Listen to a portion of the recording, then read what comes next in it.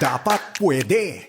Dapat pwede. Programang nagtataas ng kalinangan at kaalaman patungkol sa proseso ng eleksyon at disability inclusion kasama ang Legal Network for Truthful Elections. Dito lang sa FEBC Radio TV. Walang iwanan. Dapat pwede. Dapat pwede. Good morning! Magandang araw kaagapay, magandang araw kalente. Ako pong muli si Antoinette Eduardo at tayo ay nakikinig sa 9th episode ating programang Dapat Pwede na mapapakinggan sa himpilan ng Far East Broadcasting Company o FEBC Radio TV nationwide mula Luzon, Visayas at Mindanao.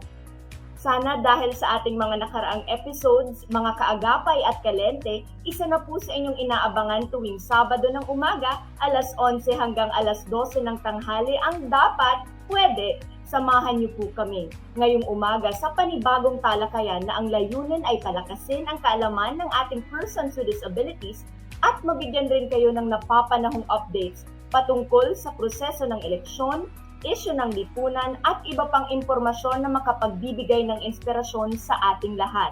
Sa layunin na ito, talaga namang mapapasabi ka na lang ng dapat, pwede, dahil palaging wagas at dalisay. At palagi po rin nating tatandaan na walang iwanan. Gusto rin po naming magpasalamat sa mga nanunood at nakikinig ng nakaraang episodes. Maraming salamat po sa mga suggestions, mga katanungan at clarificatory questions. Nagpapasalamat po kami sa mga ganitong klaseng engagement dahil sa palagay po natin, mas na-improve po ang ating palabas. Para po sa mga organization of persons with disabilities at civil society organizations sa Pilipinas na kasamang nakikinig ng episode natin ngayong umaga na gustong makalahok sa ating mga proyekto para sa ating mga persons with disabilities at iba pang marginalized sector ngayong eleksyon, ay paki-contact lamang kami sa mga numero na ito. 0917-106-6265 at para naman po sa Globe subscribers, ito po yung ating yun po yung ating number. Para naman po sa ating Smart subscribers, ito po 0920-266-0944. Maaari rin po kayong lumapit sa Facebook page ng FEBC Radio TV at ng Lente Philippines. Para po sa episode natin ngayong umaga, makakasama natin sina Ms. Mona Magnovillos, President ng Autism Society of the Philippines, Dr. Rex Bernardo, Chairman ng Alyansa ng May Kapansanang Pinoy o AKAP Pinoy, Mr. Butch Robredo, President ng Philippine Blind Union, and Ms. Mariah Agbay, Board Member for Visayan Representative ng Philippine Federation of the Deaf. Makakasama rin po natin ang ating Filipino Sign Language interpreters. Ngayon po kasama natin si Ms. Mark Adrian Hayobo at Mr. Jimwell Jackson naman po mamaya. Kakatapos lang ng eleksyon, kaya pag-uusapan natin ngayong umaga ang mga karanasan ng ating mga guests na kabilang sa persons with disability sector. So wag na po natin patagalin dahil kasama na po natin sila ngayon. Good morning, magandang umaga po Ms. Mona, Doc Rex, Sir Butch at Ms. Mariah. Good morning, Ms. Tonette. Thank you very much at inaimbitahan niyo po kami. Good morning, Ms. Mona. Good morning, Dr. Rex. And good morning, Ms. Mariah. So ngayon po, hintay lang po natin makasama din si Sir Butch. Pero siguro magsimula na po tayo sa ating katanungan ngayon dahil for sure talagang inaabangan na yung usapan natin ngayon. Kasi kakatapos lang po ng eleksyon. Sa pakiramdam ko, puyat na puyat tayo kaninang umaga. Halos walang tulog and so we are very grateful that you're still able to join us this morning. Bilang po siguro unang katanungan ko, kukumustahin ko po, kumusta po yung naging karanasan natin nitong nakaraang May 9, 2022 national and local elections na naganap lang kahapon? Siguro simulan natin kay Ms. Mona. Ms. Mona? Well, Tonette, unang-una, nagpapasalamat kami sa Lente at sa COMELEC, lalo na sa Vulnerable Sectors Office. Kasi ngayong eleksyon na to, naramdaman namin yung pagkakaiba. Naramdaman natin yung pagka-shift ng mga proseso sa pagboto yung mas madali para sa mga taong may kapansanan. Example lang po, Ako po ang companion ng aking anak na may kapansanan. He is on the autism spectrum. So bago ho kami gumising, pumunta kami sa aming precinct. Dahil po nandun kami sa PWD lane, pinapasok na kami agad kahit hindi pa 6:00 habang yung mga iba nasa labas. Nagkaroon po ng pagkakataon yung anak ko na mag-settle down, mag-calm down habang naghihintay kami bago siya makaboto. Binuksan po ang presinto ng 6:00, nakatapos po kami ng 6:05 dahil unang-una kami sa pila. So doon po ay malaking improvement kumpara doon sa experience namin noong 2016. At itong experience na to, nakita po namin na pareho rin, karamihan sa kanyang mga kabaro, ika nga. Meron po kaming ginawang messenger thread na lahat ng mga problema nila dapat ilalagay nila doon. Sa kanya ng Diyos, lahat sila positive ang naging experience. Wala po kami, hindi ko alam kung na-timing lang wala po talaga kaming nagkaroon ng problema sa paghihintay at wala rin po kaming problema sa nagkaroon ng meltdown or nagkaroon ng any other parang unpleasant experience kahapon. Ang pinabantayan na lang po namin ngayon ay yung kumbaga emotional management pagkatapos ng election. Pero walang problema. Thank you very much, Ms. Mona. So maganda po yung nangyari po sa inyong lugar. Walang na experience na anuman ng mga struggles, challenges nung election day. Pero tanungin po natin, same po ba yung naging sitwasyon sa inyo, Ms. Mariah, sa inyo pong lugar? Or meron po kayong mga challenges na na-encounter nung election day? Go ahead po. Yes, good morning. Yes, thank you for inviting me here. Kahit medyo last minute or short notice. Pero yes, yung experience ko in voting yesterday, May 9, 2022. Yeah, correct. So we had our organization. We did a vlog asking them how did they feel, yung voting processes, kung okay ba yung experience nila, accessible ba siya, yung communication processes. Some of them said, yes, ganda ng experience namin. We are very satisfied and happy about the process.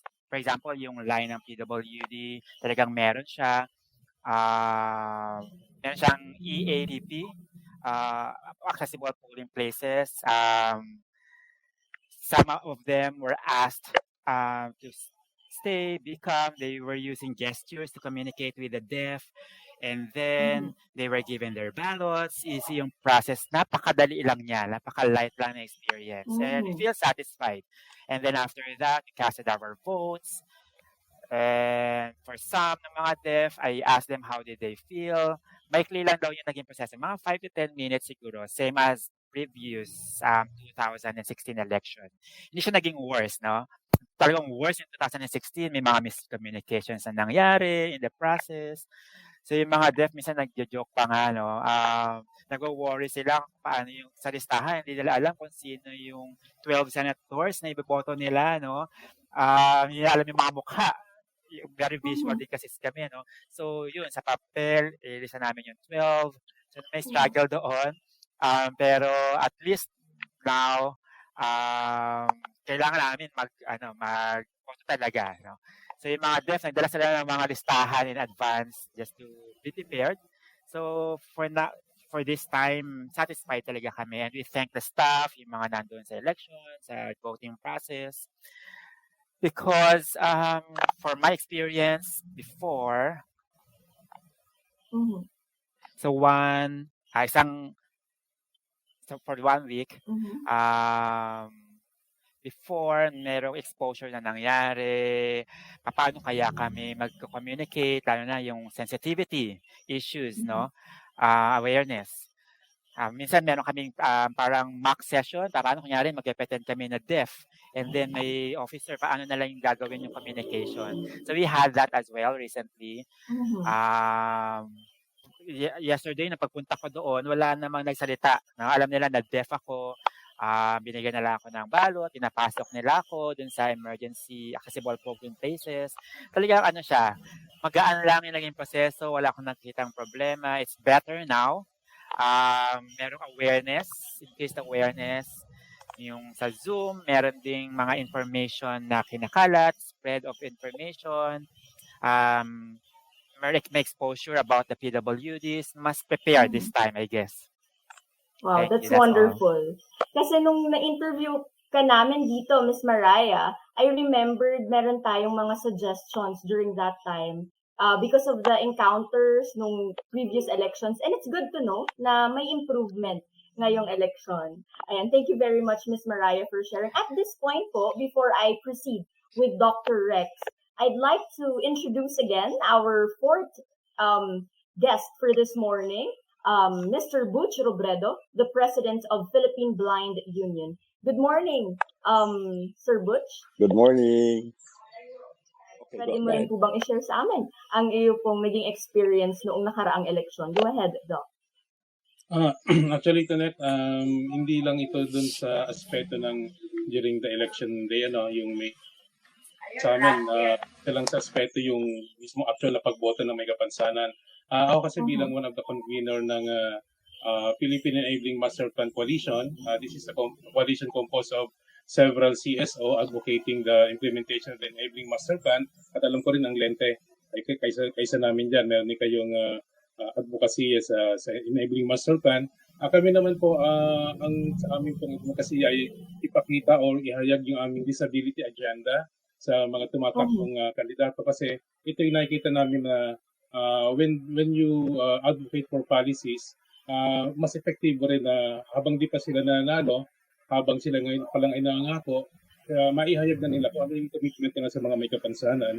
And I'm also glad po na for the first time siguro sa mga nakarang election, we were able to present this disability agenda at naipakomit natin sa kanila na if ever na sila yung mabibigyan ng chance ng mandato na makupo, ay ipapatupad nila yung ating mga advokasya na yon. And last April 28, siguro sabihin ko na rin at pwede natin sabihin na there are several national politician na naipresent natin ito sa national yung Facebook Live, Zoom, carried platform natin ginawa, kung saan si Senator Mark, yung incoming Senator Mark Villar.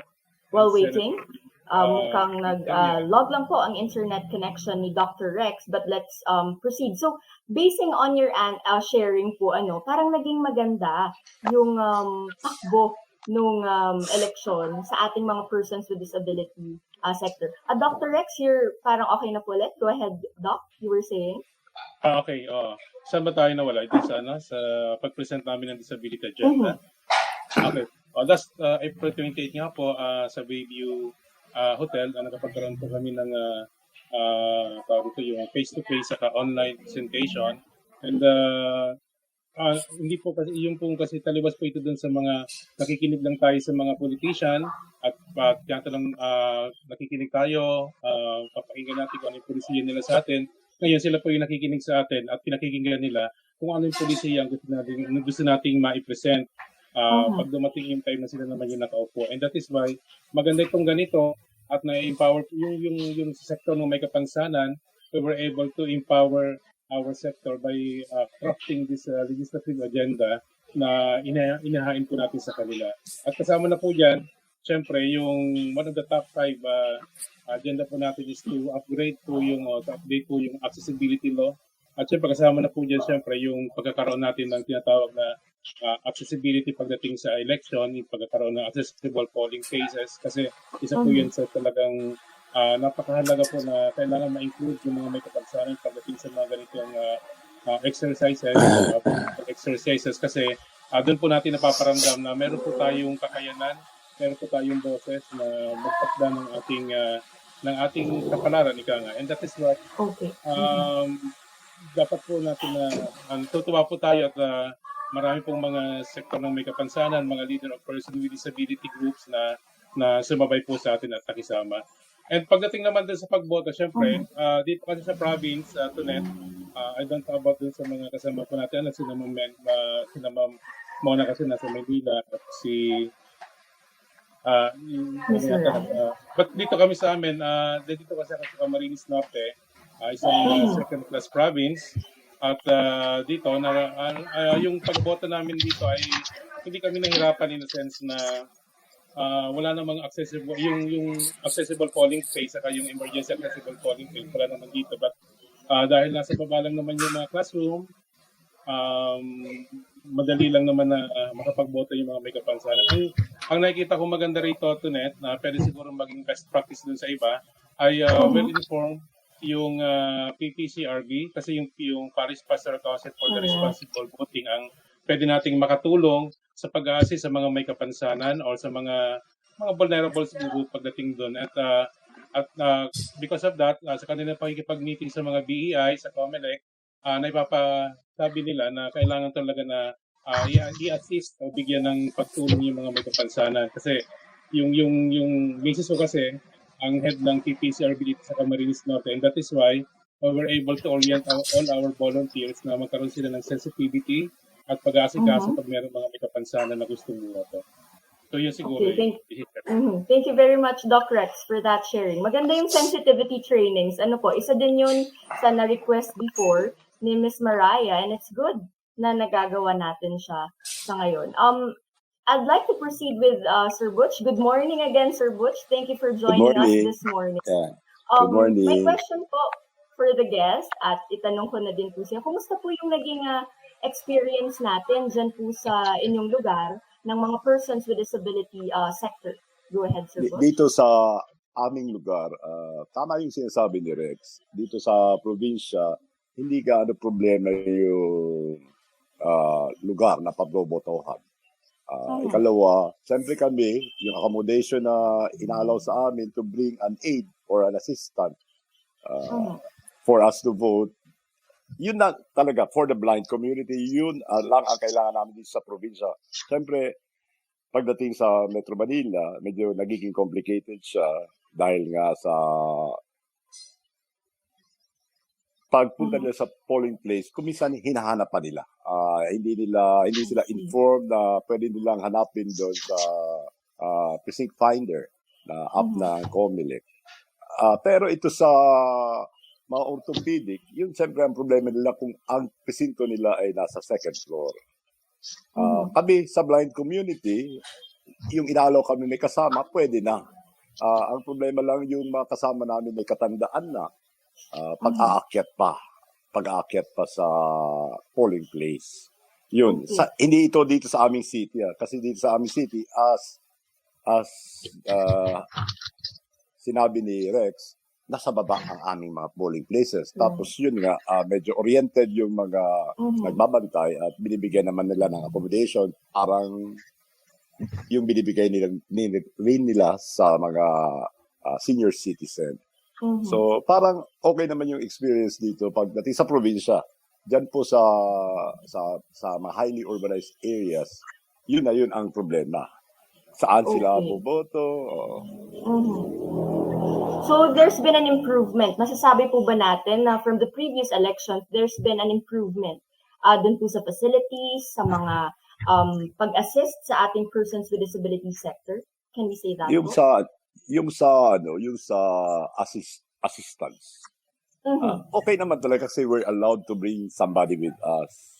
Doon sa facilities, wala namang gaanong pagbabago talaga dito sa amin sa probinsya, sa Naga. Nasa Naga ako. Doon sa Metro Manila, narinig ko sa aking mga kasama, nagiging problema rin yung precincts, yung polling place.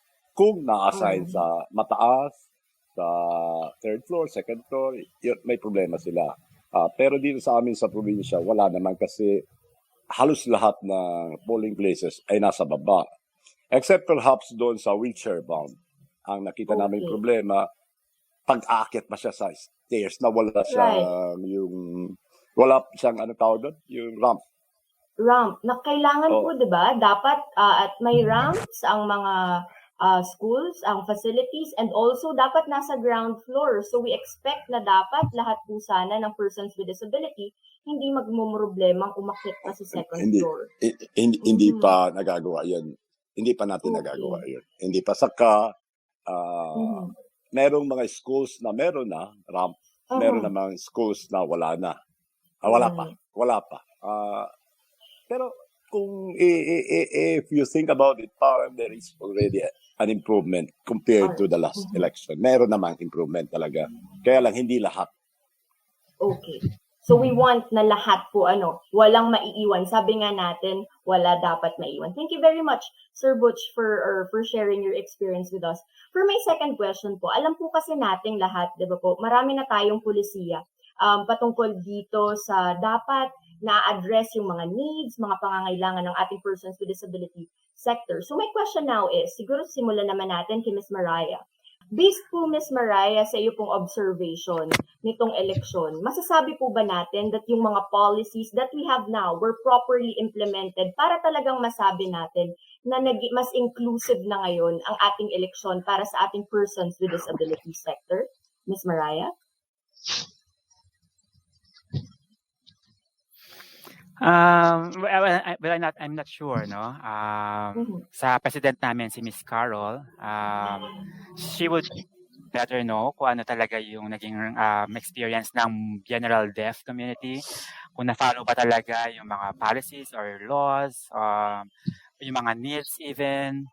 But yeah, we will continue advocating for inclusivity, pero yung pag-follow ng policies, I'm not really sure. Siguro meron na follow, pero yeah, we'll be focused on inclusivity and accessibility in most parts. Okay naman, pero policy related wise, mas alam siguro ng president namin, si Miss Carol. Okay, thank you very much, Miss Mariah. How about Doc Rex? Based po sa ating observation, kumusta po? Na properly implemented po ba yung mga policies, Doc Rex? I know for a fact that COMELEC, the Vulnerable Sector Office, ay meron silang mga sinulong na mga pagbabago. At alam ko naman na ito ay ipapatupad nila. It's just that if we are going to talk about it happening nationwide, I think marami pa tayong dapat gawin doon. For example, yung EAPP ay bibihira lang yung ganun, di ba? Na dito ang sabi ko nga, never heard sa amin yan. Even yung APP. So, hopefully, maging norm na siya sa mga susunod. Lagyan ng dagdagan ng budget. Kasi yung mga nakita natin, siguro kung ano tayo ng news kagabi, karamihan ng mga problema doon. Siyempre, Manila-based kasi kinover nila. But talagang nagkakaroon ng tinatawag na marginalization pa rin yung mga may kapansanan. For example, yung Lamir Park lang na hindi sila yung maglalagay noong ng kasi wala nang GCM sa mga APP, di ba? So or EAPP pala. So papapigay lang nila yun doon sa kasama nila o yung gusto ng mga mag-access sa kanila. So doon pa lang meron ng disenfranchisement doon kasi dapat ikaw mismo yung naglalagay nun, di ba? Para naman yung saktiti ng boto mo ay hindi maapektuhan. Kaya nga mas maganda pa rin talaga na kung for example, kung BCM gagamitin, dapat merong kami sa polling precinct na meron din talagang BCM. At kami mismo yung sabi nga ni Sir Butch, may nag-a-assist sa kanya kasi yun naman ay niya yun, kumbaga pinagkakatiwalaan niya yun. Sa akin naman, yung tama yun, yung I am using kasi ito motorized wheelchair, and that is why kailangan talaga yung accessible na polling place, dapat may nasa ground floor lang talaga siya, and just so happen na yung regular na polling ko dito sa lugar ko ay talagang yung nasa ground lang talaga, walang hindi mataas yung yung steps doon towards there, kaya even sa motorized wheelchair kaya niya. So actually naman yun sa akin ay kumbaga exception to the rule. Karamihan pa rin talaga lagi na sa Manila talaga ay hirap sila, kaya yung makita natin na binubuhat mismo yung tao para lang makapagboto dun sa third floor, second floor, yun ang dapat nating masolusyonan sa mga susunod na panahon. And hopefully, yun nga, yung for example, once we update yung accessibility law, kailangan ma-integrate dyan sa IRR yung pagdating sa mga polling place, kasi minsan, di ba, although mga establishment, kailangan may specific provision doon, mailagay natin sa batas na pagdating sa mga polling place should be made accessible sa mga may kapansanan. So, yung pagboto natin, gumaganda yung proseso, but at the end of the day, kailangan natin ng mga policy changes, and it can be done through legislation. Yes. Thank you very much, Doc Rex. So, kailangan pa more improvement. Meron nang nag-improve, pero dapat patuloy pa din. Thank you po for your suggestions, Doc Rex. Ma'am Mona, is there anything that you'd like to add po? I do agree with Doc Rex, no? Talagang malaking bagay yung VSO. Marami nang nangyari, marami nang na-improve. I also feel na VSO has been our champion in terms of executing what is in the law. In terms of the improvement naman, tama rin po si Dr. Rex na yung doon sa emergency polling place po, yung mga PWD, hindi sila mismo yung nagpapasok ng ballot nila sa machine. At malaking kawalan po yun in terms of the completion of the experience, no? Hindi nila nako-close yung loop at nabe-verify yung boto nila. So, sana po gawa natin ang paraan yon. Number 2, tuloy-tuloy din po ang advocacy ng Autism Society Philippines kasi sa aming palagay po, ang mga batas, ang mga training ay talagang geared para sa may sensory at orthopedic disabilities. Kulang po ang kaalaman ng mga tao, yung mga polling officers po natin tungkol sa developmental intellectual disabilities. At yun po yung tuloy-tuloy lang po namin ginagawa ng paraan. We work with the BSO, we've worked with Lente to include training and exposure of poll workers to individuals on the autism spectrum and those who support them. Wala din po kasi ngayon yung accommodation na kailangan karamihan. So halimbawa, isang polling place ay masikip, init, mataas ang ilaw, marami mga ibang factors. Po yun, deterrent po yun para sa mga taong may hypersensitivity sa external stimuli na bumoto.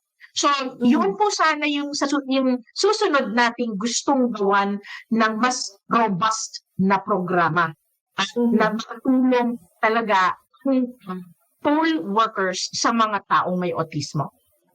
Right. And thank you very much, Ms. Mona. Maraming salamat po. Ngayon naman po, for our first part, siguro may last question sa first segment natin or first part nitong ating programa. Meron po ba kayo sa inyong organisasyon ng mga na-encounter na reports patungkol itong mga reports ng inyong organisasyon, kung yung mga nangyaring nung eleksyon, meron po ba kayong na-receive na reports? At ano-ano pong reports ito, if you may share? Ma'am Mona, sa inyo naman pong lugar, kumusta po? Ms. Mona? Gaya po ng nakwento ko kanina, we set up a chat group para po sa aming mga autism self-advocates at mga ina at mga magulang na sumusuporta sa kanila para mag-report ng mga hindi silang, kung meron silang hindi na experience na maganda or may nakita sila. Doon sa community po namin, ang naobserbahan ko, wala po talagang silang first hand na nakita. Unfortunately, dahil nga po, alam mo, sabi nga nila, mga taong may autism, may sariling mundo, pero hindi po talaga. They are really so passionate and so engaged na yesterday talagang nagmo-monitor sila ng social media. Ang tikit pong mga nilalagay nila dun sa thread ay mga second-hand reports. The second-hand reports na, okay, nangyari to, pero hindi sa nila. So, yun, so parang, marami silang nakikita nangyayari, pero hindi personally First nangyari hand. sa kanila. Right. Hindi siya first hand, pero they are so engaged na parang may emotional attachment sila dun sa mga nangyayari sa labas. Pero again, to your question, wala po akong nakitang first hand na negative experience ng aming kimayanan. Okay.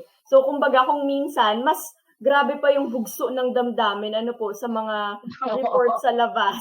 Pero when it comes to first hand na mga reklamo or mga reports, wala po tayong na-receive na ganun. Wala po akong na-receive. Thank you very much, Ma'am Mona. Ms. Mariah, sa inyo naman pong organization, meron po ba kayong na-receive na mga ganitong reports, Ms. Mariah? Okay. So some sa mga ibang areas wala naman, pero in some sa cities merong nagsabi sa akin, some complained about the lines. Hindi siya masyadong inclusive for the PWD, for the pregnant, for the senior citizens. So yun, yung mga rooms, yung list kung saan precinct sila. So those are some of the feedback na na-receive ko. Kulang din ang rooms, and another would be probably yung before sa Facebook. Meron mga interpreters na willing mag-interpret for them. Meron mga pictures, may mga kung sino ba yung kandidato for the presidency, vice presidency position. So merong mga ganoon na ginawa to help. And then yesterday sa election, meron ako nakitang picture. Wala picture dun sa mismong ballot. Kaya so yun, yung senators specifically struggle sa amin, confusing yung mga names, yung pictures, yung malala. Sino nga ba yun? Yung mga deaf, ang suggestion talaga nila, kahit siguro doon sa mismong pag pinapasok mo sa machine, di ba pa may mga names siya, may bilog, and then siguro katapat nung name, merong picture. Kasi nga visually inclined kami, no? Nakadepende kami dun sa picture para alam namin sino ba talaga yung nandoon sa names. And then for the blind, siguro if we can add a braille accessibility doon sa mga balot, hindi ko alam, no? Baka makatulong din yon. And then we suggest, no, para at least din sa mga visual people, hindi sila mag-worry later on, no? Siguro after 6 years, we can have that. So we can feedback that to Lente and also in partnership with BSO. And I'm sure naman na magagawa ng paraan yun. It will be better next time around because meron ng improvement now sa AAPP. And pero yun nga, yung sa machine, sa ballots, hindi namin maalala sino ba talaga yung pangalan na ipoboto namin sa senators. So yun yung problem. Even for presidency, yung pictures, sana kahit maliit lang, please. And please remember, dati naalala ko, sa Comelec and sa Lente, sa BSO, nagdi-discuss tayo about yung mga suggestions. Dapat maglagay din ng pictures on the wall ng mga kandidato, pero hindi pumayag yung Comelec. Hindi nila ina-allow yung ganoon. So we accepted that na lang, pero yun, wala nga kaming visual aid na makita. Pero we understand that. But those are some of the feedback that we have. Kahit yung picture na maliit lang doon sa ballot, please. Right beside the name. And for the blind, siguro braille possible. Those are wonderful suggestions. Maraming salamat, Miss Mariah. Lalo na yung sa braille, ano po, pwede. Merong mga ballots na braille para din guided yung ating mga blind voters. Napakagandang suggestion po. So yan po ay first part pa lang ng ating episode ngayong umaga, pero napakarami na po nating natutunan at napakinggan ang mga suggestions ng ating pong special guest ngayong umaga. Muli po maraming salamat sa ating mga panauhin na sila Miss Mona, Doc Rex, Sir Butch at Miss Mariah, pati na rin sa ating sign language interpreters. Kanina kasama natin si Sir Adrian at ngayon naman si Sir Jimuel. Ang ating palabas ay hindi lamang po nakafocus sa usaping eleksyon. Gusto rin nating magbigay ng pansin sa accessibility ng impormasyon para sa ating mga vulnerable sectors. Hangat ng programa na maging tulay upang makatulong sa pagsulong ng advokasya patungkol sa disability inclusion. Kaya naman, kung mayroon po kayong katanungan, pa-shoutout at mga suggestions para sa programa, paki-contact lamang po kami sa mga numerong ito. 0917-106-6265 at meron din po tayo sa Smart. Ito po yung ating number, 0920-266-0944 at pwede nyo rin po kaming i-contact sa Facebook page ng FEBC Radio TV at ng Lente Philippines. Pero kapit lang po kayo hindi pa po tayo tapos, magbabalik po kami para sa sunod ng parte ng ating programa. Diyan lang po kayo, magbabalik po kami. Ang COVID-19 virus ay airborne o kumakalat sa hangin. Hindi lang ito nasa talsik ng laway o sipon na mabilis bumagsak. Kasama din ito sa hininga na tulad ng usok, lumulutang sa hangin, naiipon pagtagal at lumalayo. Ano bang ibig sabihin nito sa mga paraan ng pag-iwas? E di pareho din ng pag-iwas sa usok. Sa bahay, pag naipon ang usok, magbukas ng bintana o pintuan at pagalawin ang hangin palabas. Sa loob naman ng sasakyan, buksan din ang mga bintana para dumaloy ang hangin. Sa trabaho, ganun din. Laging buksan ng mga bintana at pintuan at pagalawin ng hangin palabas. Higit sa lahat, kung may gagawin tayo at kaya naman, piliin ang hindi kulob na lugar. Kung tulong-tulong tayo sa pag-iwas, kaya nating talunin ang COVID-19. Isang munting paalala mula sa inyong healthcare workers.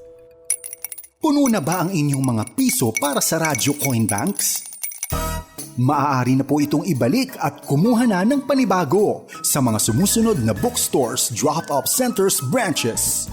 Praise Christian Bookstore, CLC Karuhatan at Malolos branches, PCBS branches, Mandaluyong, Masagana, Monumento, EDSA Cubao, Eton Centris, SM Fairview, SM Marilao, SM Dasmariñas, Los Baños, Santa Rosa, Imus at sa Back to the Bible Bookstore tuwing Miyerkules hanggang Biyernes lamang.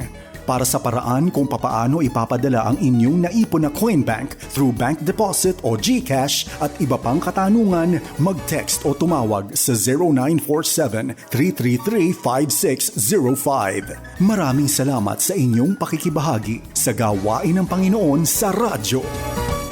Ito ang 702 DZAS. 702 DZAS. Agapay ng Sambayanan. Kasapi sa KBP, kapisanan ng mga broadcaster ng Pilipinas. Dapat pwede! Dapat pwede! Programang nagtataas ng kalinangan at kaalaman patungkol sa proseso ng eleksyon at disability inclusion kasama ang Legal Network for Truthful Elections. Dito lang sa FEBC Radio TV. Walang iwanan, dapat pwede! Dapat pwede! Umaga po muli, nagpapatuloy ang ating programa, ang Dapat Pwede. Maraming salamat po for sticking around with us sa ating pong programa ngayong umaga. Ako po muli si Antoinette Eduardo, ang inyong host.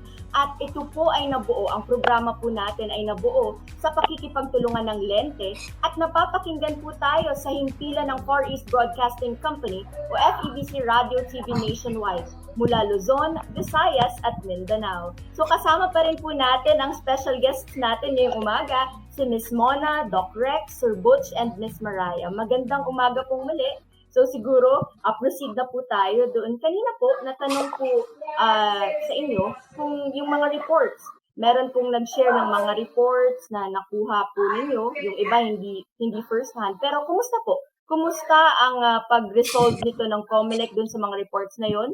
Natugunan po ba yung mga reports na nakuha ninyo? Miss Mona, go ahead po. Actually, ma'am, napakaganda nga po itong pag-prepare natin para sa elections kasi yung lahat ng mga may tanong, binibigay lang po namin yung hotline na binigay ng Lente, yung hotline na binigay ng VSO, ng COMELEC. Yun po yung binibigay namin sa mga nagtatanong. So, dahil nga po may connection na ngayon ng aming organisasyon at ang VSO ng COMELEC, bago pa mag-eleksyon, nagtatanong sila paano ba tayo pwede mag-check kung nasaan ang precinct natin.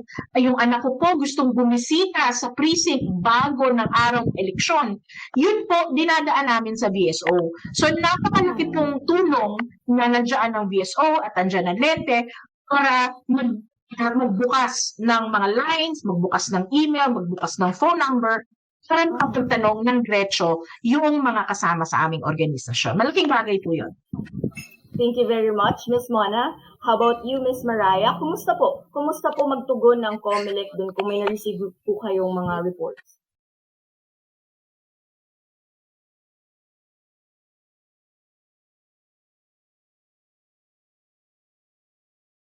Regarding COMELEC, before I was participated there,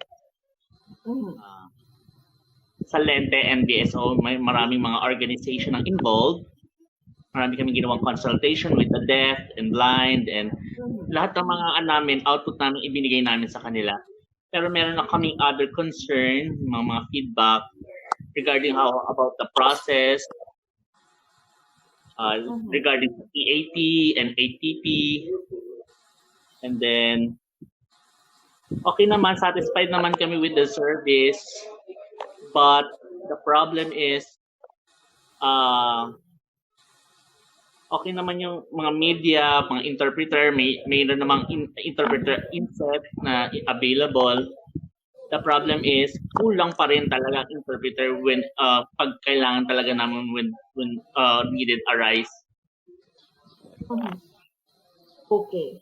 So, Especially yung mga unschooled deaf na mga gumagamit ng hindi siya standard signing. So kailangan talaga sila ng visual aid or pictures gamitan. Importante na yung collaboration with different organization, COMELEC, Lente, BSO, dapat mag-hand in hand, magtulungan sa isa't isa. Hindi dapat COMELEC lang gagawa ng paraan, dapat tulong-tulong. Yung mga deaf, yung mga blind people, magbigay ng feedback, paano sila mas mahigit makikinabang, at paano ma-improve yung service o yung the way of electing of voting in the future. Kasi dati worse talaga, dati pangit yung service, pero ngayon parang nakita naman namin at nararamdaman namin yung pagbabago at yung improvement. Okay. Thank you very much, Ms. Mariah. Siguro po, proceed na tayo sa second question natin for this part para naman po kay Dr. Rex, Sir Butch, at kung may madadagdag pa po si Ms. Mona and Ms. Mariah. So thank you po for sharing. Nakita natin through the binigay sa atin na kwento ni Ms. Mariah. Kumbaga, natutugunan naman ng COMELEC yung mga problema, pero sabi nga niya, it's a community effort. Dapat lahat tayo tulong-tulong dito. Thank you very much for sharing that with us. Ngayon po sa atin pong pangalawang tanong for this part, Doc Rex, anong dapat gawin? Para sa iyo pong palagay, ano ang dapat gawin upang mas maging accessible ang eleksyon, lalong-lalo na po para sa ating persons with disabilities sector? Doc Rex? Para sa amin, napakalawak ng when you say inclusive yung election natin, you are not talking just about yung mismong access doon sa mismong araw ng botohan, kundi sa mismong yung the whole process of election period, kung saan ang mga may kapansanan should have access to tinatawag na information, kung paano tamang pagboto, kung sino yung dapat piliin, kasi napakahalaga. Okay. Hello? Okay na? Okay na, yata. Okay. Kasi kung hindi natin gagawin yung tinatawag nating voters education, mapapabilang lang yung mga may kapansanan because of their vulnerability dun sa mga sector na kung saan madaling mabili, madaling guyohin, madaling lokohin. At having said that, hindi sila magkakaroon ng tinatawag na informed choice pagdating sa kung ano talaga yung dapat nilang gawin pagdating sa election. Ibig ko sabihin, ganito lang yung kasimple yan.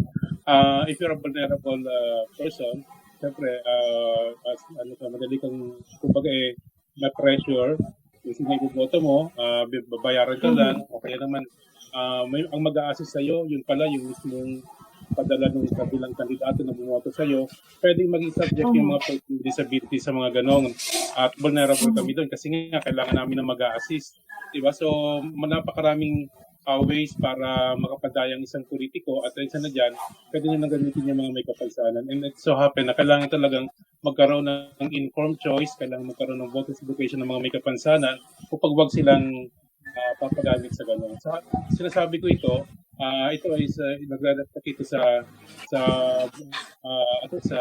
salamin ng ating lipunan na kung saan dami talaga ng vote buying dito na sa aming sa territory ng ating lipunan. So what I'm saying is para magkaroon talaga tayo ng relevant, inclusive exercise pagdating sa election, bukod sa mga polisiya ng COMELEC na pagdating sa kung paano talaga pagkakaroon ng access sa may kapansanan, magkaroon din sana yung may kapansanan ng access sa tamang informasyon at ma-empower siya upang siya ay magkaroon ng tamang pagboto.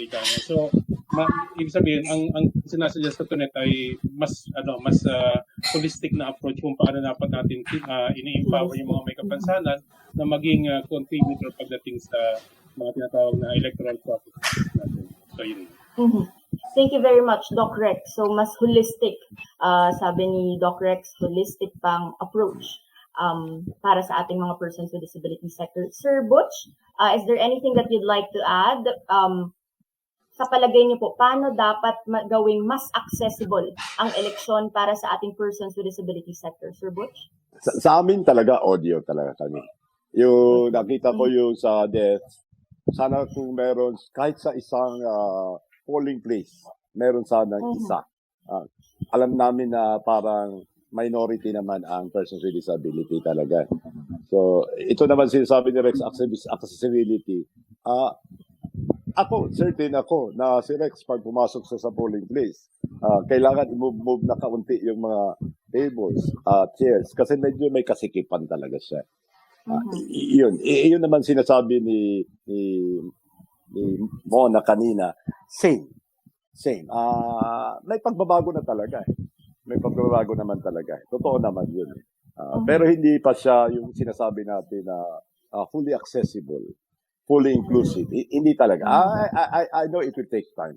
I do understand yung difficulty pagdating sa paggawa ng special polling places. Naintindihan ko yun.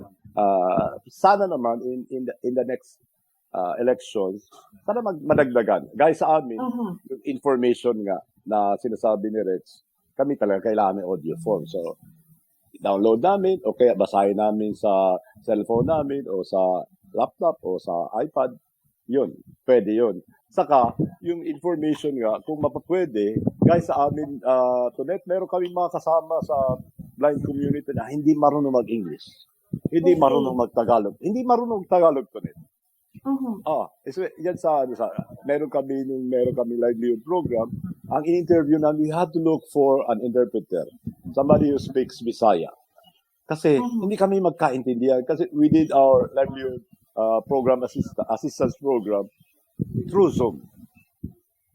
Kasi hindi kami 2 years kami hindi walang face to face. Kaya we had to look for an interpreter. Interpreter talaga hinanap namin na somebody will translate yung sinasabi niya into Tagalog or English. Kami naman na nag-interview sa kanila, hindi kami marunong naman mag-Bisaya. So, yun. Meron talagang ganun. Pero kung sa kalahatan, meron naman improvement. Hindi naman pwedeng sabihin wala. So gusto lang po natin na kumbaga sa mga darating pang eleksyon, ano po Sir Butch, mas pang madagdagan yung mga improvements natin. Sabi nga natin, kahit gradual, pero yung ramdam, yung mga improvements. At sa palagay ko po sa paraan na itong pag-uusap, patuloy na diskurso, patuloy na pag-uusap, magagawa natin po yan ng tulong po. Maraming salamat po Sir Butch sa iyo pong pag-share. For Miss Mariah naman po and Miss Mona, ang tanong ko naman po patungkol dito sa ating mga election policies. Sa palagay niyo po, paano mai-improve pa ang election policies na mayroon tayo para sa mga persons with disabilities? Miss Mona? Actually po yung policies natin, gaya po na nasabi ko kanina, marami po tayong kailangan gawin para sa ating mga kabaro na may orthopedic disability, may sensory disabilities, pero kulang po ang ating kaalaman at ginagawa para sa mga may developmental disabilities at intellectual disabilities. At ito po, hindi po namin pinapasa sa gobyerno o pinapasa sa COMELEC ang education kailangan gawin. Dapat po sa aming komunidad mismo, at kailangan naming umpisahan ngayon ang voter education para sa susunod na eleksyon.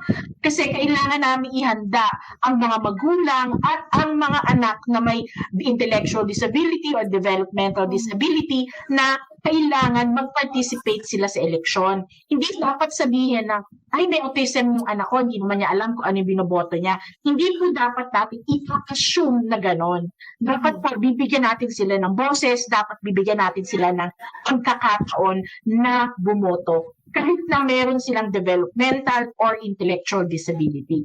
So sa aming palagay po, yung policy nandiyan na po in place. Sana dagdagan na lang ng isa pang layer na makakatulong sa mga taong may intellectual at developmental disabilities. Thank you very much, Ms. Mona. Thank you very much. Ms. Mariah? Regarding the policy and the law of the COMELEC, dapat ipa-follow nila yung Magna Carta. Dapat lagi naka-align sa Magna Carta for person with disability. Dapat mag-apply yung FSL law din doon. At during the broadcasting, dapat kailangan ng interpreter para sa amin na magkaroon ng access sa lahat ng mga media at mga platform ng COMELEC, especially for us. Yung mga policy sana po ay matuloy na mag-improve. And I really like na kami, with the tulong ng COMELEC at person with disability, palagi kami mako-consult kapag gagawa sila ng mga decision, yung DSO, yung Lente, yung COMELEC. Gusto namin na lagi kami nagpa-participate, ang people with deaf people ay lagi na nagpa-participate. Hindi lang yung mga example, mga organization or mga leader or ng DSWD, mga government agency. Dapat sa mga orientation na yan, dapat aware sila. For example, right now, before, may mga orientation kung anong gagawin, anong mga process. Minsan, hindi,